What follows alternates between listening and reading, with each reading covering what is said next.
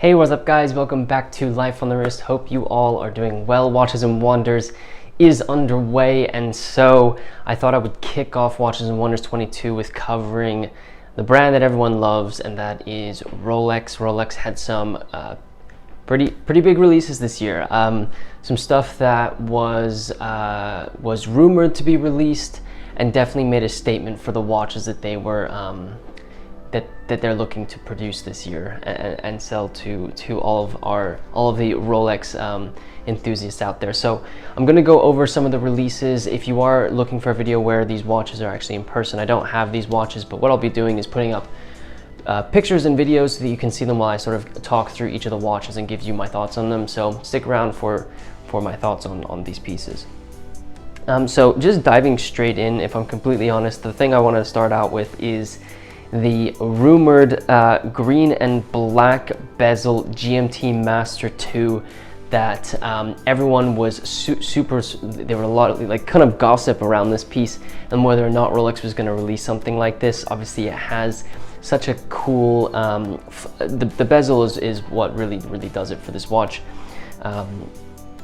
It's like I said, green and black colorway, it's a green and black bezel, which is something that fans of the Rolex GMT Master IIs love, especially when you think of like Batman, Pepsi. Now you've got something like a Sprite here. So really cool iteration off the GMT Master II. What makes it even cooler is that they decided to play around with the crown placement of this watch, and it is actually a left-hand drive or a left-handed GMT Master II. So instead of having the crown on the right side of the case, for those of us who are right-handed and would adjust the time with our right hand, the crown is actually on the left side of the case, which allows for a left-handed person to wear the watch on their right wrist and adjust the time with their left hand.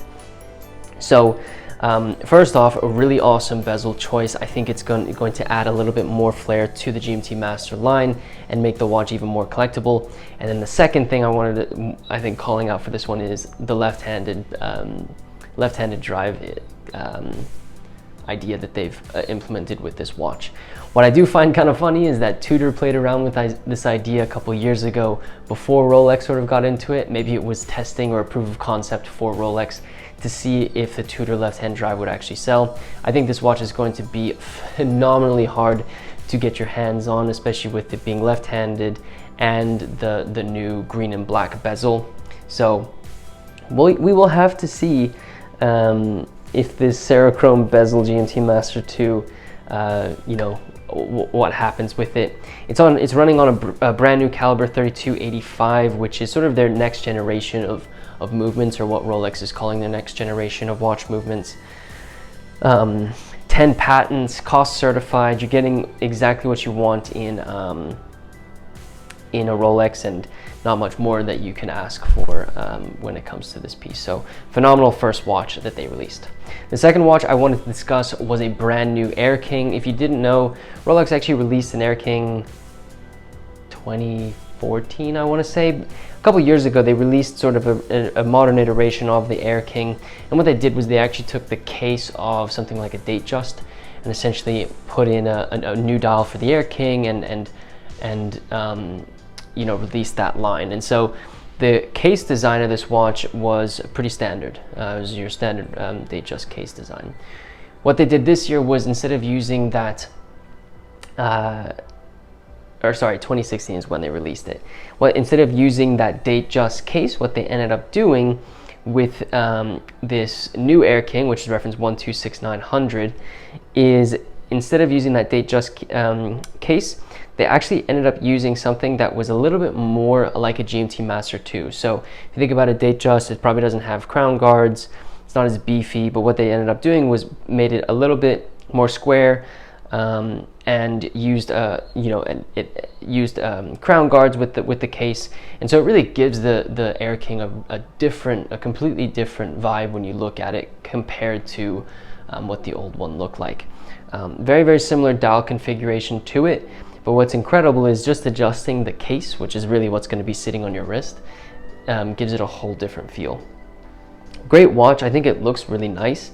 I don't know about the crown guards versus no crown guards. I do think that the first iteration of it, you know, let's put our shoes into sort of the vintage mindset here.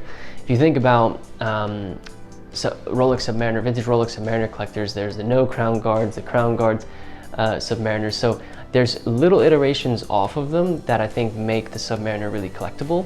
And if we fast forward 50, 60 years from now, I think the original Air King will actually will probably prove to be something that's fairly collectible because it has those no crown guards, if this is the direction that Rolex wants to go with their new piece. Running on the caliber 3230, cost certified, 100 meters of water resistance and 40 millimeters in diameter, so it's essentially the perfect size, just a little bit, maybe a little bit beefier if you're using that GMT Master II case design. So a really cool watch that they came out with. They also released a couple iterations off of their famous Deep Sea and the Yacht Master. The Deep Sea came with a brand new caliber 3235, which has 14 new patents, which is great. It has a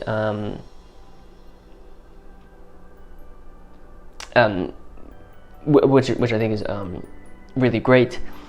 It's still 44 millimeters, 12,800 depth of feet, 12,800 feet depth that you can take this watch to. And then I think they come in a couple different case metals, yellow gold being one of them,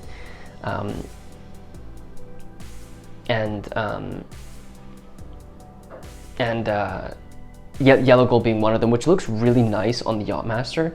If you've seen it, I'm looking at pictures of it right now on my computer. The Yacht Master with a yellow gold case and then that black beautiful bezel with the rubber strap, it looks really great. So I definitely applaud them for that. And then there's also a version, I think, that's in that has this kind of interesting like black and like dark blue dial on the Yacht Master, which I think is also really beautiful.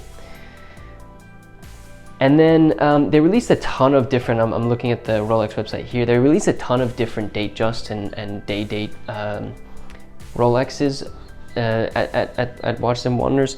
What's really cool is they're sort of playing around with the dials of these watches, giving them a little bit more texture, or playing around with colors, using golds and greens, adding diamonds where that's applicable. The day date 40 millimeter in platinum with like a baby blue dial is really beautiful. There was one other one that I think caught my eye that they released. It was a yellow gold case, yellow gold bracelet with a fluted bezel, green dial, and then Roman numerals. I think is really beautiful. And then they also have some of the ladies' pieces that have sort of flowered patterns on their dials, and I think they're sort of playing around with that to open up the doors for more people who are looking for something that has a little bit more to their designs, a watch that has a little bit more to their designs than just plain colors, because I think that can kind of make collecting or owning a Rolex a little bit more fun. So really cool iterations of the Datejust that they released. I'm looking at now one. It's a 36 millimeter oyster steel and white gold cased piece, Datejust with diamond hour indicators and sort of this wavy blue dial. Like it's just being a little bit more creative with their dials, because I don't think they want to change the DNA of what makes a Datejust. So some really cool releases from Rolex. I think the GMT Master II, the green and black GMT Master II is a standout, and then the Air King is also definitely up there. So I'd love to hear what you guys think about the Rolex releases. I hope you enjoyed listening to my thoughts and seeing the pictures and videos of these pieces. Head over to our website if you'd like to see some more coverage of Watches and Wonders. We'll be doing a ton of different brands and their releases this year, so stay tuned for more videos from us. We did Rolex now. I bet you can guess what we're going to be doing next, just based off of the big brands that release pieces here. So stay tuned for those videos, and be sure to check out our website periodically for when we release our articles on that correspond with each video. Let me know in the comment section below what you think about the Rolex releases. Be sure to subscribe to the channel if you like these types of videos. If you wouldn't mind hitting that like button, it really does help us out with our YouTube analytics. And with that said, guys, thank you so much for watching this video, and until next time.